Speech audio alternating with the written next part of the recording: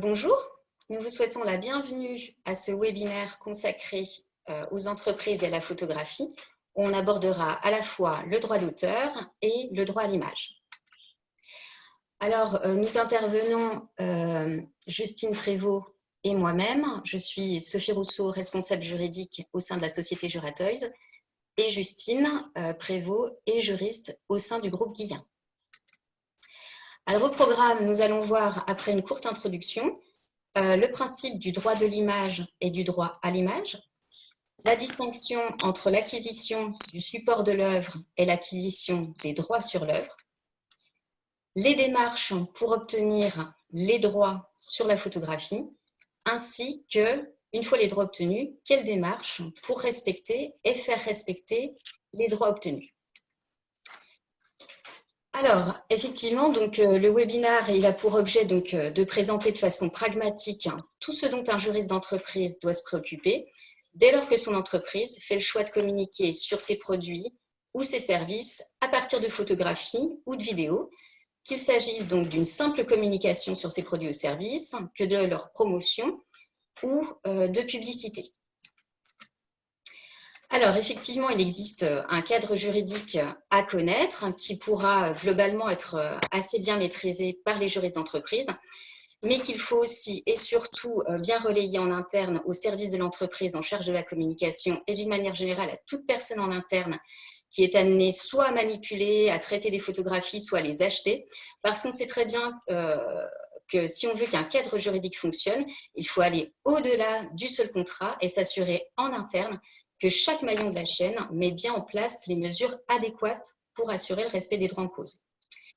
Alors, s'agissant justement des droits en cause, donc, on va traiter à la fois le droit d'auteur, on va même parler, s'agissant d'une photographie, de droit des auteurs, puisqu'on peut avoir en effet plusieurs auteurs sur une même et sur une seule photographie. Donc, le droit d'auteur et le droit à l'image de la personne photographiée si une personne figure sur la photo. C'est-à-dire qu'on va s'intéresser tant à l'auteur de la photographie qu'au contenu de la photographie. Alors, s'agissant des personnes photographiées, on va aborder ici que les photos ou vidéos avec personnes reconnaissables.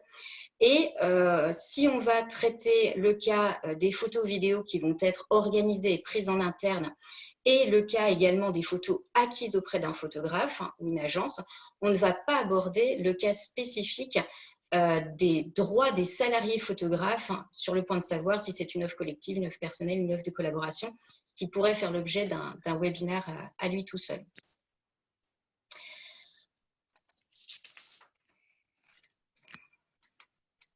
Alors, s'agissant des droits qu'il peut y avoir sur une photographie, donc comme je le disais en introduction, on va avoir les droits sur la photographie proprement parler et les droits sur son contenu. Donc, si on prend un exemple imagé, donc, on va effectivement avoir en premier lieu le droit d'auteur du photographe sur la photographie en tant que telle, dès lors que le critère d'originalité de l'œuvre est rempli. Alors, s'agissant du critère d'originalité, comme il est difficile à appréhender et plutôt subjectif, on va considérer pour la présentation qu'on est sur une œuvre originale. Par ailleurs, on vous conseillerait de partir du principe que vous êtes sur une œuvre originale en tout état de cause, de sorte à pouvoir prendre toutes les précautions qu'on va exposer dans les slides suivantes. Donc, on a dit le droit d'auteur du photographe sur la photographie en tant que telle. Et maintenant, concernant le contenu, donc on va avoir sur la photographie, en plus du produit, on va pouvoir avoir donc une personne photographiée et donc le droit à l'image de la personne photographiée.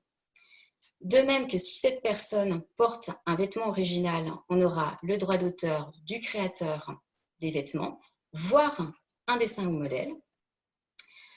On aura également à prendre en compte le droit des marques si une marque apparaît.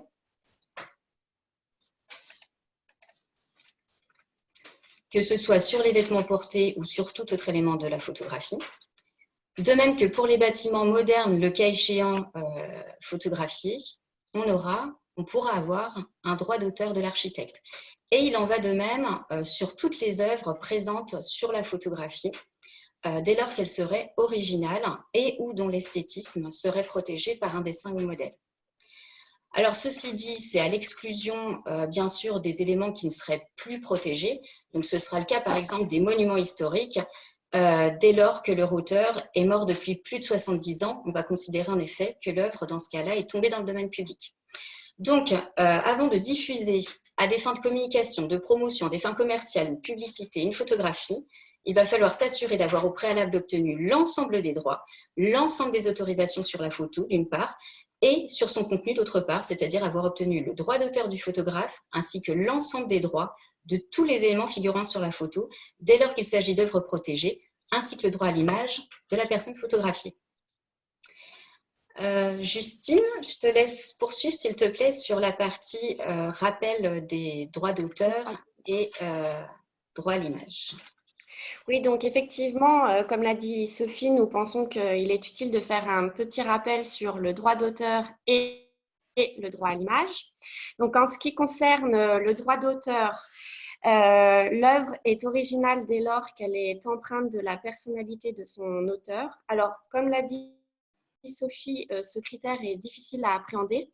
Donc, on est parti du principe que l'œuvre était systématiquement originale pour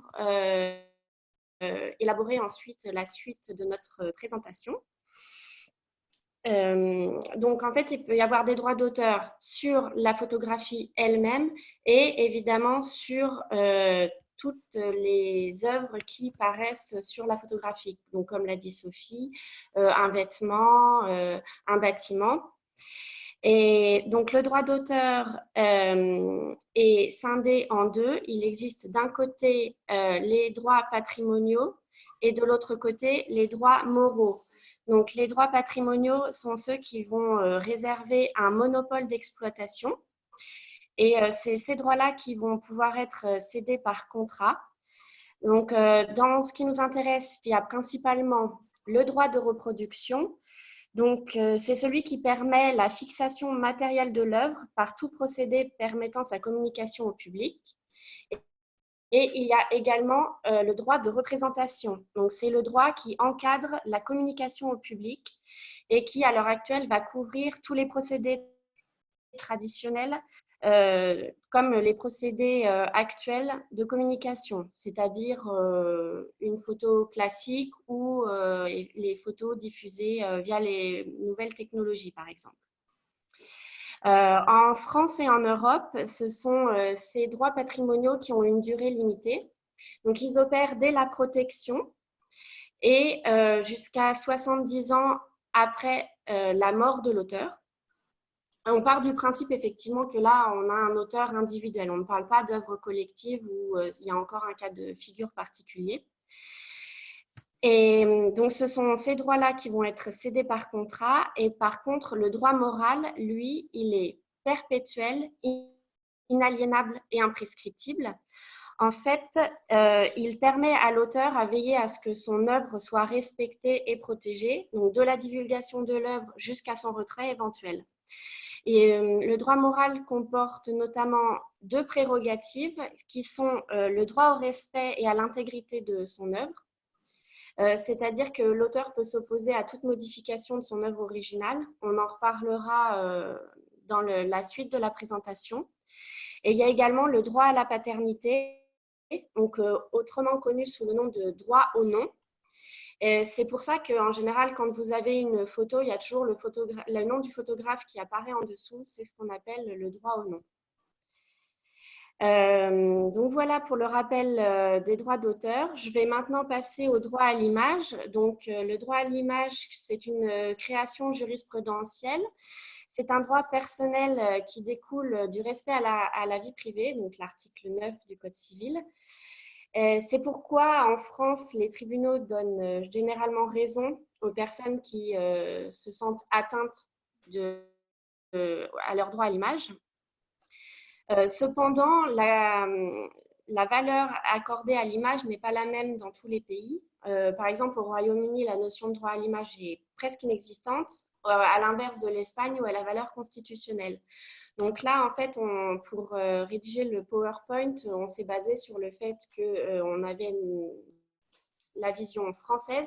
Mais si jamais vous avez un litige de droit à l'image dans une de vos filiales à l'étranger, on ne peut que vous conseiller de prendre contact avec un avocat local.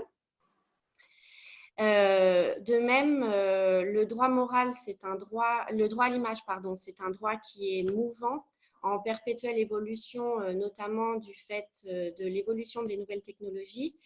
Mais là encore, ce n'est pas parce que les réseaux sociaux bouleversent la vision du droit à l'image qu'il faut s'affranchir des principes de base.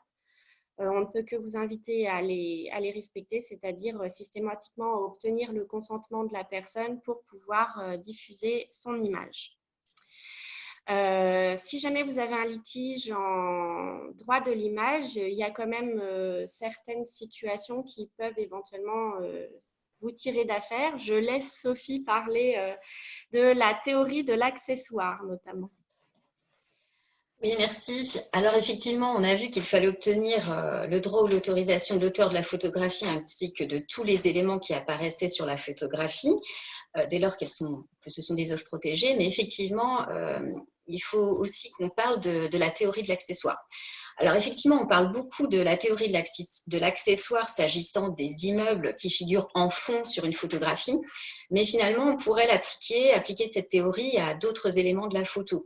Donc en fait, l'idée, c'est que si un bien ou une œuvre architecturale photographiée n'apparaît que de manière accessoire sur la photo, si il n'est qu'un élément d'une vue d'ensemble, ni le propriétaire du bien, ni l'auteur ne pourraient revendiquer le droit sur l'image et s'opposer à sa diffusion. Alors, ça reste, de mon point de vue, une théorie qui est à manier avec prudence parce qu'il faut bien considérer qu'en pratique, c'est quand même plutôt difficile d'apprécier le point de savoir si telle œuvre figurant sur la photo est l'accessoire du sujet principal ou pas. Donc pour moi, la théorie de l'accessoire sera éventuellement utile en cas de litige pour tenter de se sortir d'une situation si le contexte s'y prête, mais je ne peux que vous encourager à traiter a priori tous les éléments de la photo de la même manière. Après, vous devrez faire une appréciation cas par cas, mais il vaut mieux obtenir plus que pas assez. Justine, alors excusez-moi, j'ai oublié de passer les slides. Sur la théorie de l'accessoire. Je vais parler de la différence entre l'acquisition du support de l'œuvre et l'acquisition des droits sur l'œuvre. Parce qu'effectivement, nous, juristes, nous savons que le propriétaire de l'œuvre n'est pas le propriétaire du support. Sauf que ce n'est pas forcément évident à comprendre pour des non-juristes. Donc, il nous paraît important de sensibiliser les services internes sur ce sujet. Par exemple, souvent, l'argument qui va être opposé en interne, c'est « Ah bah oui, mais j'ai choisi les images sur une banque de données libre de droit ». Alors, effectivement, ça peut paraître rassurant d'avoir la mention libre de droit, sauf qu'il faut bien lire les conditions générales de la petite banque de données pour savoir exactement de quoi il retourne. Parce qu'en effet, la banque d'images peut être parfois seulement propriétaire ou simplement dépositaire du fichier, c'est-à-dire du support de la photo. Et dans ce cas-là, en fait, le prix payé pour avoir accès à la photo de la banque de données correspond à un droit d'accès au fichier, mais certainement pas à un droit de reproduction. De plus, parfois, le prix payé va correspondre à l'acquisition des droits d'auteur sur la photographie, mais il faudra négocier en parallèle les droits à l'image de la personne photographiée ou éventuellement, comme on le disait plus haut, les droits d'auteur sur toutes les œuvres qui peuvent éventuellement figurer sur la photo, donc vêtements, etc. Et il peut aussi y avoir des banques de données dont les conditions générales sont beaucoup plus larges et qui, là, permettent d'acquérir tous les droits. Mais ceci dit, il faudra bien sensibiliser les services internes à ce qu'ils se rapprochent de vous pour l'étude des conditions générales parce que c'est parfois très obscur et pas forcément facile à bien appréhender et à comprendre. Je laisse Sophie d'ailleurs nous parler de certains principes et démarches à faire pour bien obtenir les droits et ensuite que ces droits soient bien respectés. Alors effectivement, quelle démarche pour l'obtention des droits? Donc si on résume tout ce qu'on a vu préalablement, on voit qu'il va falloir probablement obtenir plusieurs sessions et ou autorisations pour une seule et même photo. Alors, si on prend des exemples, le premier exemple, pour un shooting, il va être vraiment très simple, qui va être réalisé en interne par vos services, où vont être photographiés votre produit plus une personne, il faudra nécessairement obtenir l'autorisation de la personne photographiée pour pouvoir utiliser son image. Et si cette personne photographiée est un enfant mineur, il faudra obtenir l'autorisation de ces deux représentants légaux. Alors, bien sûr, il conviendra de veiller également à ce que les vêtements portés ne présentent pas une marque, un signe distinctif, un modèle particulier. De même, veiller au contexte de la photo, est-ce qu'il y a un mobilier particulier, etc.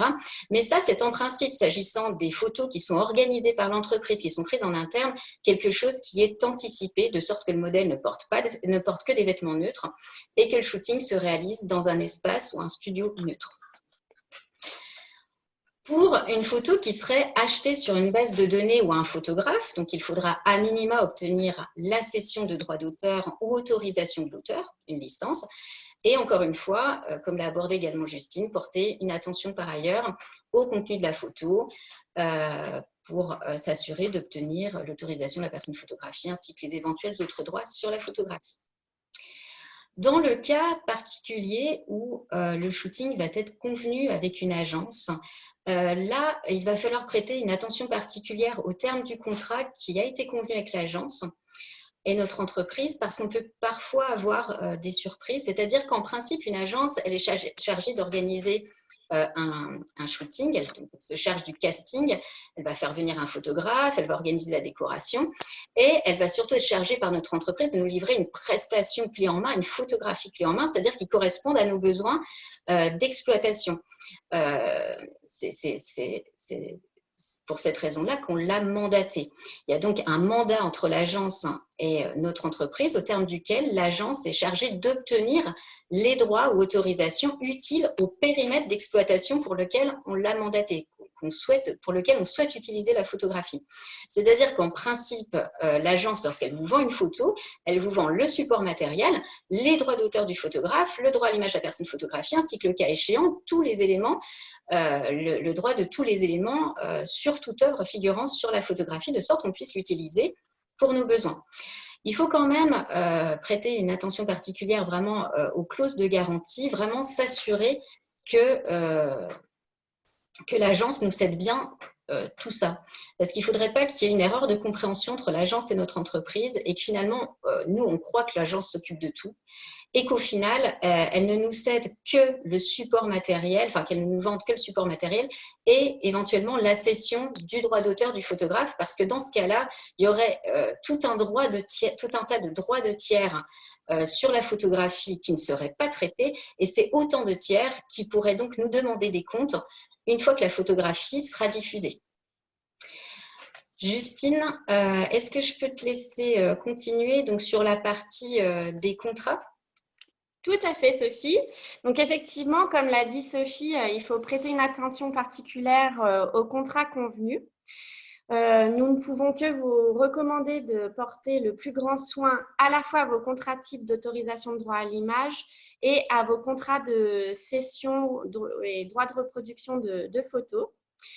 Bon, évidemment, le mieux, c'est quand même d'être soumis à ses propres contrats, bien que parfois ce soit très difficile vis-à-vis d'une agence de faire jouer son contrat type.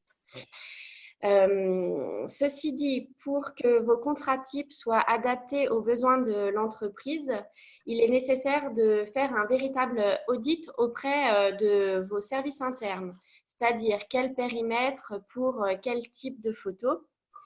Parce qu'effectivement, les photos n'ont pas forcément la même exploitation. Il y a des photos qui seront seulement destinées en interne ou d'autres qui vont paraître sur tous vos catalogues de présentation, produits, etc. Donc, pour chaque type d'exploitation, il convient donc de définir le périmètre, c'est-à-dire le mode d'exploitation. Est-ce que c'est seulement pour faire de la promotion? Est-ce que la photo va être utilisée à des fins commerciales, publicitaires, etc. Est-ce que la photo est destinée à figurer dans un catalogue physique, sur Internet, sur les réseaux sociaux, ou à l'inverse, simplement sur Internet, simplement sur un support physique? Il faut aussi faire attention à la durée. Donc là, c'est pareil, la durée peut donner lieu à quelques interrogations.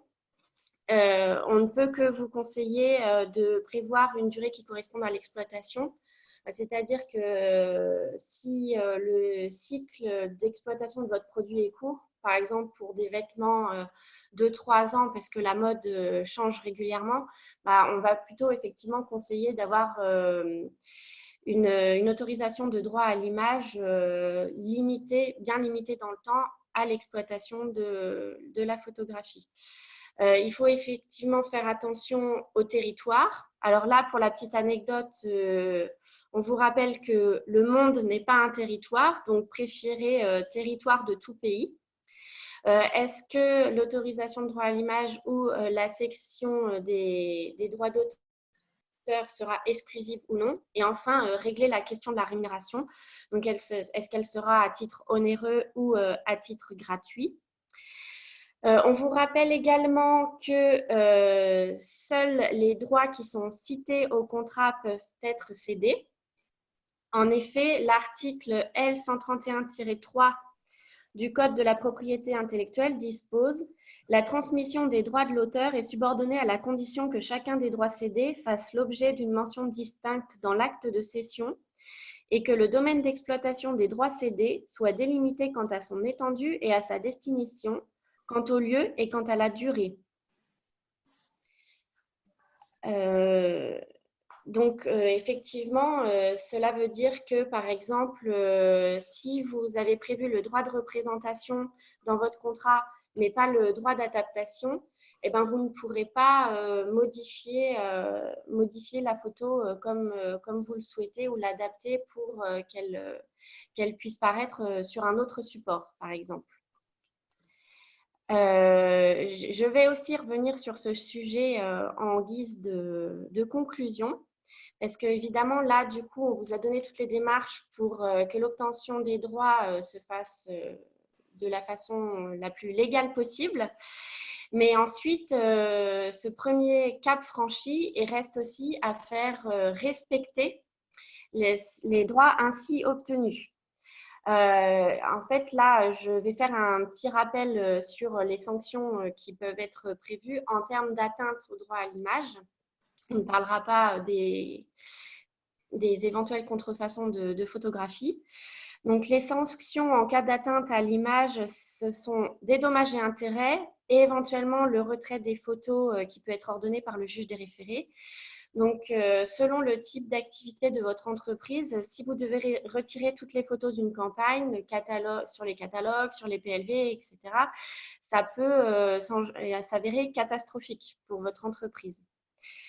Du coup, on vous conseille quand même d'avoir des outils pour une gestion efficace du respect des droits qui pourront prendre en interne les formes suivantes, donc c'est-à-dire un tableau de droits où vous répertoriez toutes les photos que vous avez avec la durée, le nom et le prénom de la personne photographiée, sur quel territoire le droit à l'image a été accordé.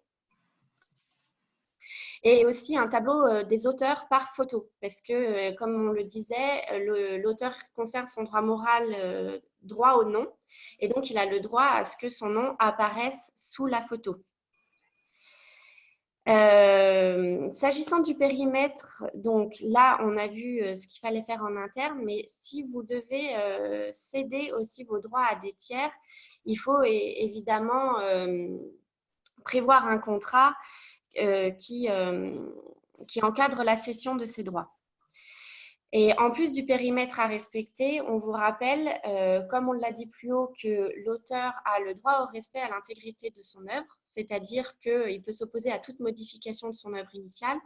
Et là, en ce qui concerne les photos, tout ce qui est recadrage, recentrage, effectuer une colorisation sur une photo en noir et blanc, supprimer des éléments, en ajouter, peuvent être constitutifs d'une atteinte au respect de l'intégrité de son œuvre. Donc, ce n'est pas parce qu'on a obtenu les droits patrimoniaux sur l'œuvre que ça autorise à modifier les photographies sans l'accord de l'auteur.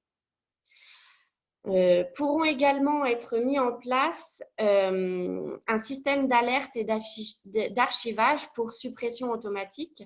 Par exemple, ah tiens, la durée de cession de ce droit à l'image est dépassée, hop, il ne faut plus que je l'utilise. Ou à l'inverse, ah tiens, ce territoire-là, je ne peux pas l'utiliser, je ne peux pas utiliser cette photo sur ce territoire, donc c'est un système d'alerte.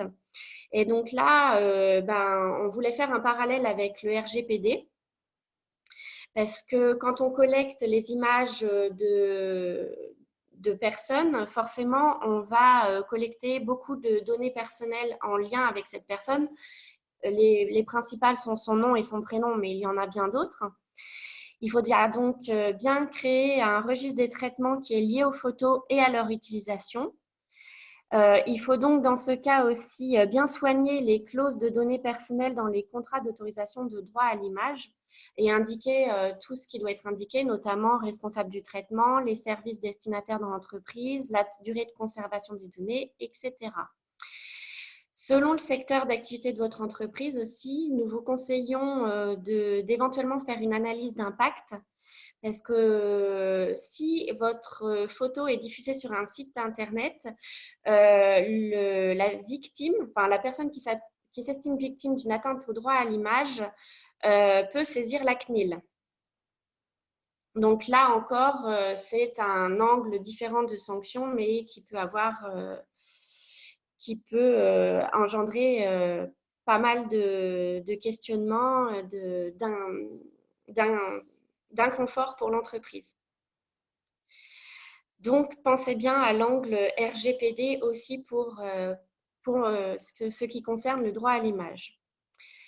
Cette présentation touche à sa fin. Nous espérons qu'elle vous a plu. Il faudra être indulgent aussi en termes de technique parce que c'est la première fois qu'on réalisait ce genre d'exercice et on a eu quelques petits soucis au niveau du son. Et j'en profite pour vous dire aussi que vous pourrez retrouver l'article en lien avec le sujet dans le Juriste d'entreprise magazine 37. Nous vous remercions pour l'attention que vous nous avez portée et restons éventuellement à votre disposition. Merci beaucoup.